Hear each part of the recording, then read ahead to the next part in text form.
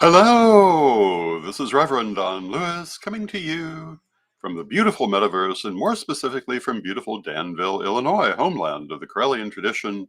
And this is Midday with Reverend Don. Welcome. As you know, if you follow Midday with Reverend Don, you can type your questions or comments onto whatever platform you happen to be watching on, and they will show up here in my chat room, assuming that you're watching live. And as I've been doing through the last few days, I'm checking quickly to make sure that we are live streaming on YouTube. We are. We did have a problem with that earlier this week. And hello to Reverend Michael in the chat room. And Reverend Michael says, hello, Lord Don. How are you today? I'm doing good after the day in the hospital for the pacemaker. I'm so glad to hear that, Reverend Michael.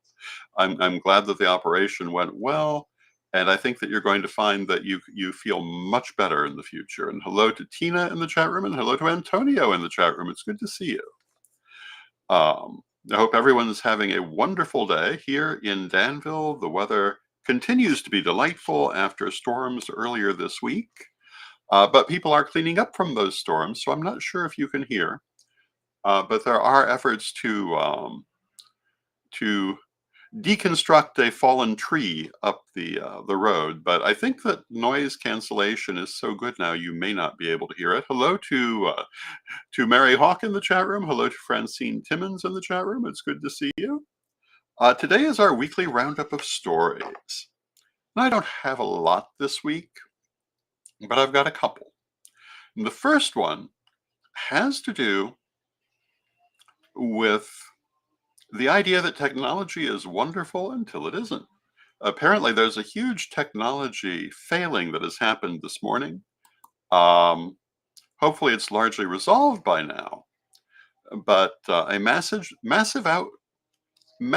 outage has affected computer systems globally, not just in the United States, affecting notably airlines, with many flights not being able to take off, hospitals, healthcare providers, banks, and so forth, as well as people's personal computers. And with the personal computers, apparently, they are stuck in restart, the so-called blue screen of death. So if you have one of these affected computers, you should not be able to get into it until the system is resolved.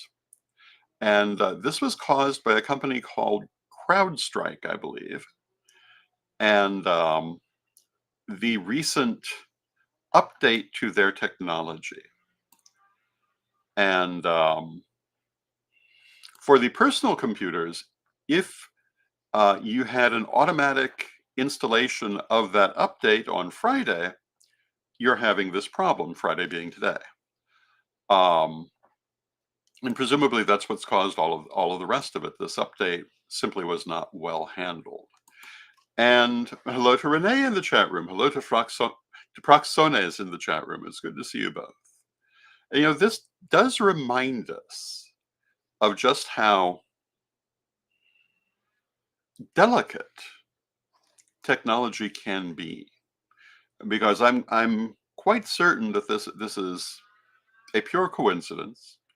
Someone did not hit the right button somewhere, and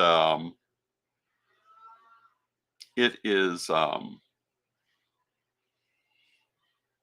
unfortunate to be affecting people, but we must remember, as we become more and more dependent on technology, that all kinds of things, both intentional and unintentional, can affect it. And so while I am a strong believer in technology, a strong believer on always being as close to the cutting edge as you can get, I also believe that we must be at pains to maintain our real world means of communication at all, as well, because that technology can fail. And hello to Charles in the chat room. It's good to see you, Charles. And Proxones says, the first human has received an implant with which he can move the mouse cursor by his thoughts. Yes, I am certainly aware um, of this. I think it's a great movement forward. I think that at some point this will be available to everyone. And Proxone says, I think a magician can replicate this result with some telekinesis training. Well, you've met some different magicians than I have. I do believe in the reality of telekinesis, but I have never seen it that controlled. Um, and I think that this is a continuing physicalization of things that have historically been metaphysical. And I think that we're coming to the point that things like telekinesis that have evaded us um, through purely metaphysical means are coming to us through technological means. And I don't see that as being a problem. Hello to Arlene in the chat room, and hello to Black Crystal in the chat room. I think that this is something that will ultimately be beneficial to everyone. I also know that there are lots of people afraid of it. There are lots of people who will point to the story I was just talking about as why we should be very careful of implants. And this is not entirely untrue, but I think that the benefits are substantial. I think that it's been adequately shown that an awful lot of things can be made better through the medical uses of technology in ways like this. Even something like Reverend Michael talking about his new pacemaker. We were talking about this in my chat room on Monday, the chat room I do through my Patreon. And if you're interested in my Patreon, you can find it at revdonlewis.com. But the technology of pacemakers has come so far. It's now um, an outpatient type of procedure. It's amazing. And hello to Fox Fur Witch. It's good to see you. Um, it really speaks to how far things have come. And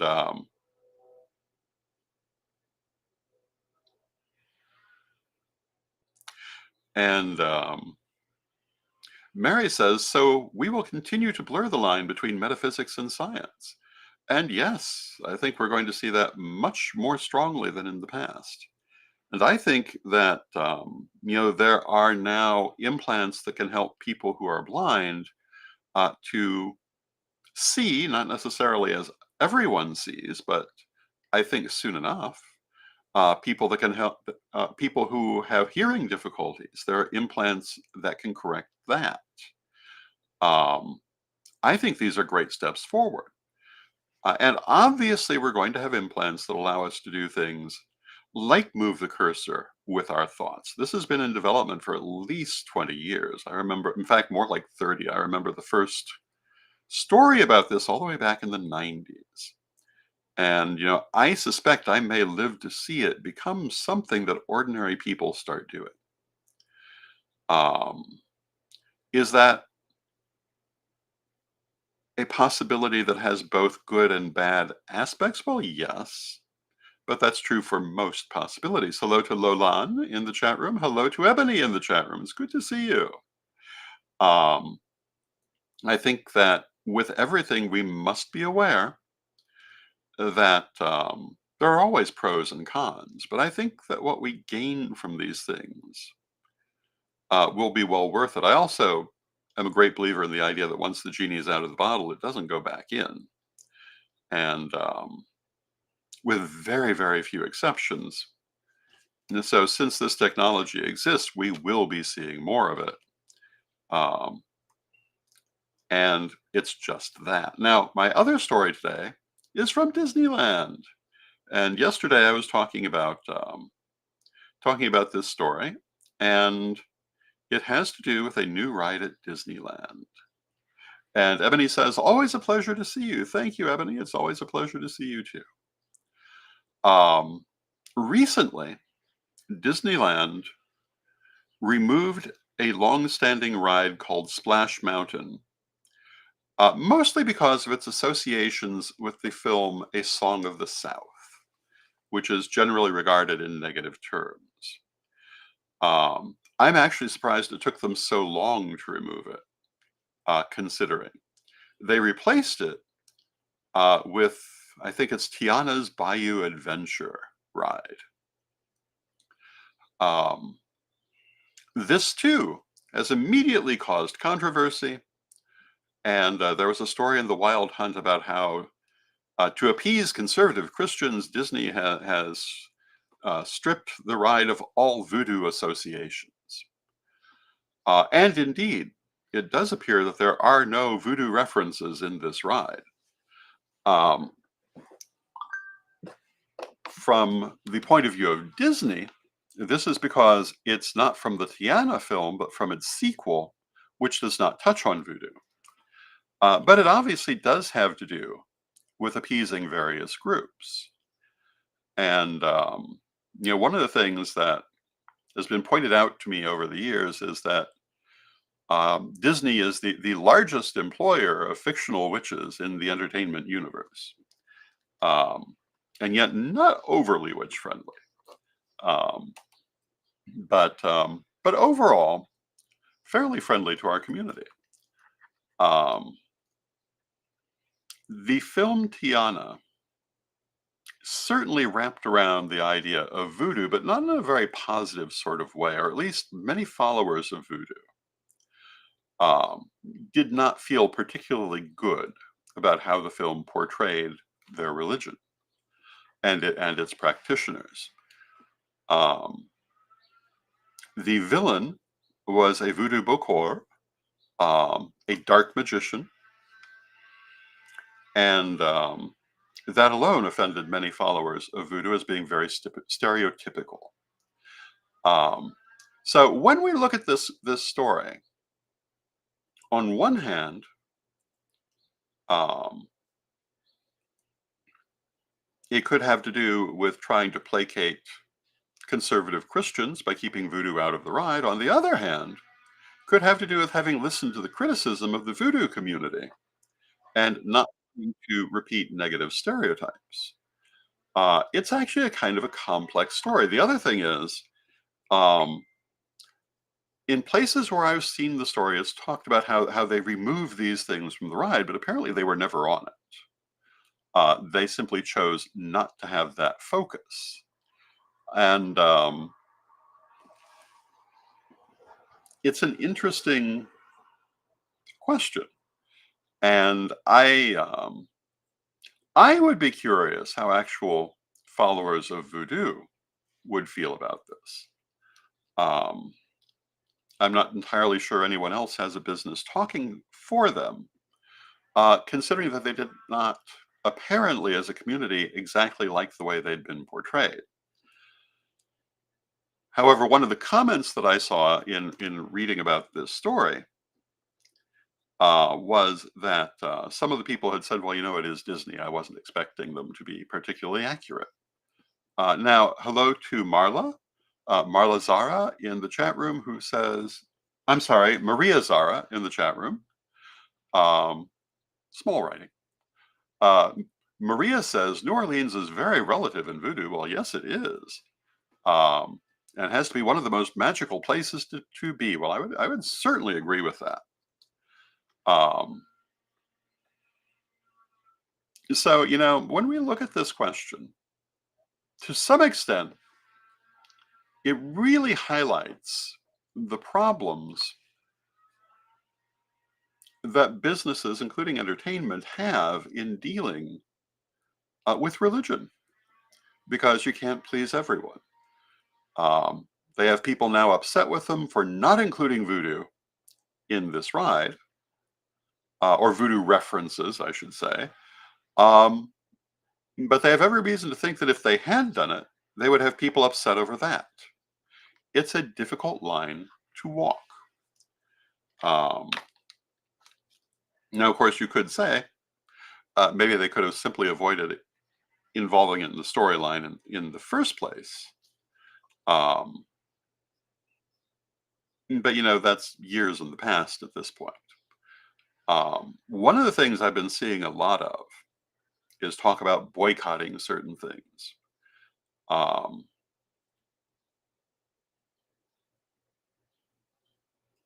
So Lolan says, a few years back, Disney World had a display of a Bible that was, quote, touched by a real witch, end quote, under glass. I thought that was amusing, if maybe a bit prejudicial. Well, yeah. I'm a little surprised by that.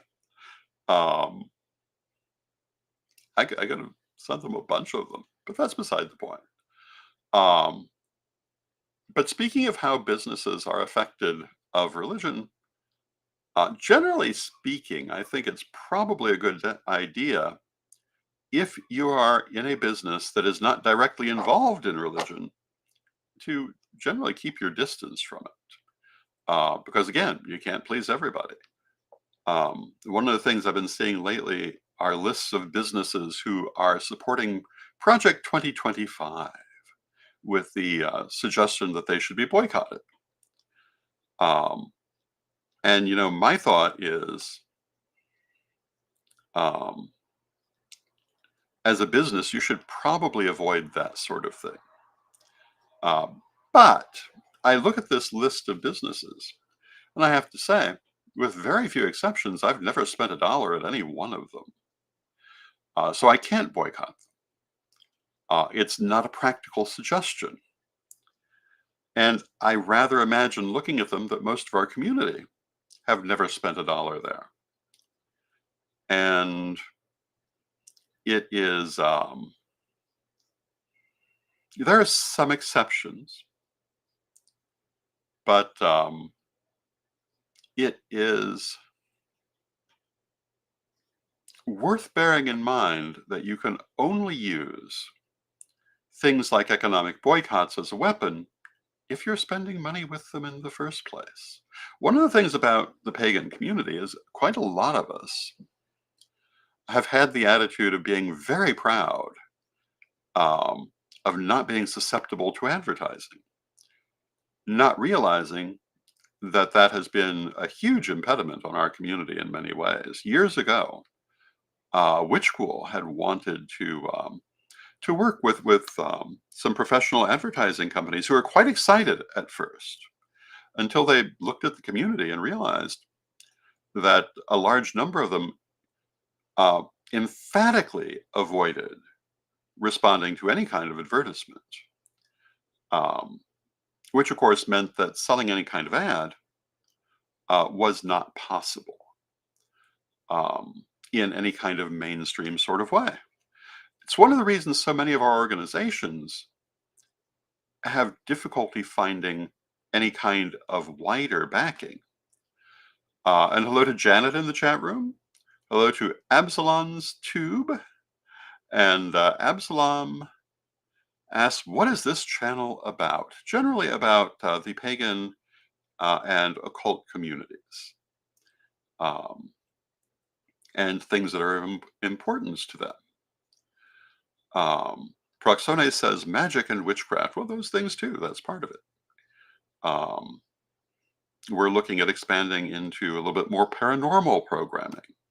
Over the years, and we've been around for like 20 years, we have, in fact, I believe exactly 19 years, um, about to be 20. Um, and Absalom says, that's cool, I'm a Christian. Well, we won't hold that against you as long as you behave decent.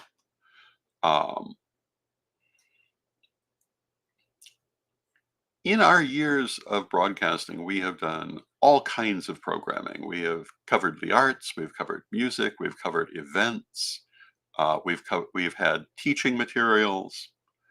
I would say we have the deepest morgue of any pagan media group, and we certainly predate the vast majority of them.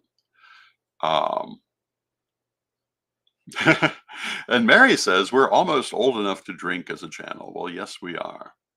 I personally have been involved in pagan journalism back since the 80s. My very first award in as a pagan journalist was the Silver Salamander Award at Samhain of 1986, because the people who gave out that award felt that, in particular, the magazine that I was publishing and other work that I was doing was very good journalistically. And Black Crystal says, welcome, Absalom's Tube. Yes, welcome. And we hope that you enjoy the program. This program goes about half an hour. On Fridays, I look back at stories from the week. Today, we've been talking about the technological failure of this morning, We've been talking about Disney and Voodoo.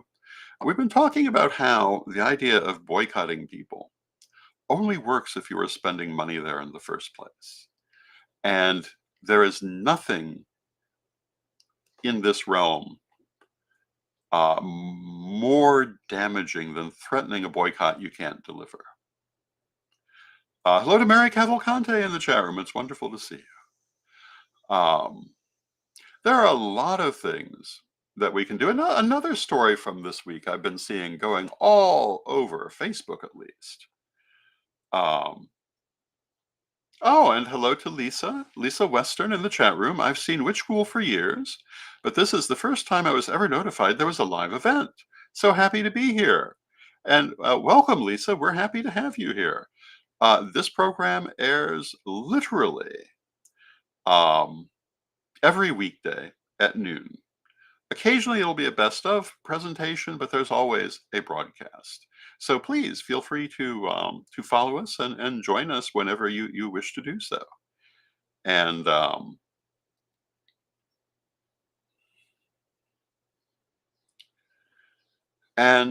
Maria asks, I'm just curious, can deities abandon their devotee? And you know, you will probably get different answers to that depending on who you ask. I don't know that I would call it impossible, but it's not something I would expect to see. At least as long as the devotee is maintaining an active relationship. Is it possible? Yes, I think it's possible. In which case, you might need to seek a new patron. Now, sometimes you outgrow a patron. I don't know if I'd call that abandonment. Rather, a new patron will show up, and this will be beneficial to you. I remember years ago, 20 odd years ago, as we were establishing our Midwest headquarters for the first time, Ganesha became very prominent as a patron for me. And the joke about my love for elephants has been very prominent ever since. I do actually love elephants for the most part. But it originally had everything to do with Ganesha. And what happened is I found elephant symbolism everywhere around me, and I realized this was Ganesha, the only elephant deity I'm particularly familiar with, reaching out to me, and had everything to do with the things I was going through in life. Ganesha had not previously been a patron of mine, but became so now, and has been ever since. And for myself, I've found that patron deities that I associate with have changed and evolved over the years. And I don't really think of myself as ceasing to be a devotee of any particular deity that I have regarded as a patron, simply because the relationship becomes less active. But yeah, many of them have. And Arlene says, Hecate introduced me to Macaria, the daughter of Hades and of the blessed dead. So I believe that what Arlene is saying is that Hecate, one of her patron deities, introduced her to a new patron deity who was necessary for that point in her life. So yes, expect your relationship to patron deities to change and to develop. Now it depends on the person, depends on what they need. Hello to Jason in the chat room. It's good to see you, Jason. And you know, it's not, none of these things are ever really simple issues, and yet at the same time they kind of are. But they always have all sorts of questions connected to them, and sometimes multiple answers, depending on how you look at it. I am a great believer in the idea that one answer does not always satisfy a question. And this is particularly true when we're talking about the nature of the universe, the nature of the soul, the nature of deity. It has different qualities depending on the level from which you are looking at it and how you are looking at it. Maria says, I think that might be what happened to me. I didn't feel Hecate the same as before, and then I transitioned to Lilith. Yes, absolutely. That is what happened with you. And hello to Zane in the chat room. It's good to see you, Zane. So with that, we're nearing the end of our half hour. We've talked about a number of different things in the recent news. I will be back on Monday. And, lately I've been talking, well, first I was talking a lot about politics. Oh, and that was the other thing I was going to mention, but we'll come back to it. Currently, I'm talking a lot about leadership, and I think I'm probably going to continue that conversation next week because I think there are so many things that people, one, misconstrue about the subject of leadership, and two, for whatever reason, just don't know. And I think that ways to be an effective leader are very important, and ways not to be a toxic leader are also very important. The other thing I was going to say is all over Facebook, I've been seeing a post about writing to the IRS about Project 2025 because it violates the rule about 501c3s engaging in politics. This is not so. I happened to see someone posting this, and I pointed out to them, I have been the head of 501c3s on several occasions now. I understand exactly what that law says. And yes, I think it should be applied across the board. But it does not say that a 501c3 cannot comment on any political situation. It says it cannot be partisan. As a 501c3, particularly as a church, you cannot endorse a candidate, nor can you endorse a party. But you can talk all day long about the positions that you endorse theologically. And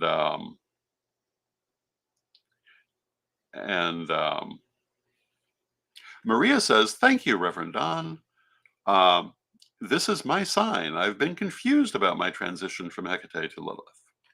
I'm glad that this has been helpful for you. And,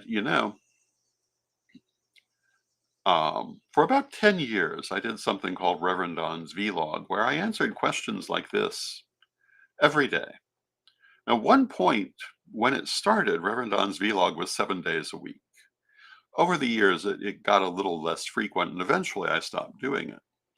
Because 10 years is a long time. But yeah, I've spoken to a lot of these subjects. I will undoubtedly speak to many more. One of the things I'm thinking of is rebroadcasting some of those old vlogs. And if people would like to see that, please let me know. But in the meantime, you can find them all at our Corellian TV archives at CorellianTV.com. And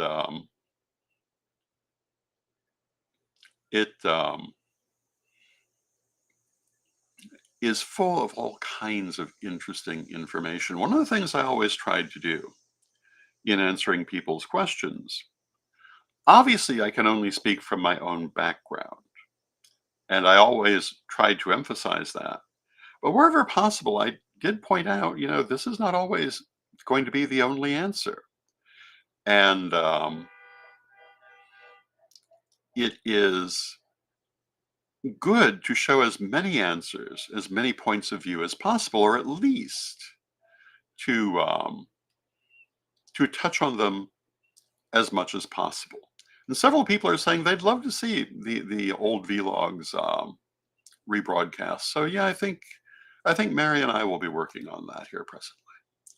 But with that, we've come to the end of our half hour. I hope that you've enjoyed it. I love spending this time with you, and I'll be back on Monday. Now let us close with our prayer as we always do. Divine Mother Goddess, Divine Father God, beloved ancestors, we thank you for all that you do for us in our lives. We rejoice in walking this walk of incarnation with you. We pray that we shall always be open to your influence, and also that we shall always be led by our own higher selves and to our greatest good. Beloved Mother Goddess, beloved Father God, beloved ancestors, we thank you with great love. And knowing you are always with us, still from respect, we thank you for your presence, and may you be blessed now and always. And I thank you for your presence. May you be blessed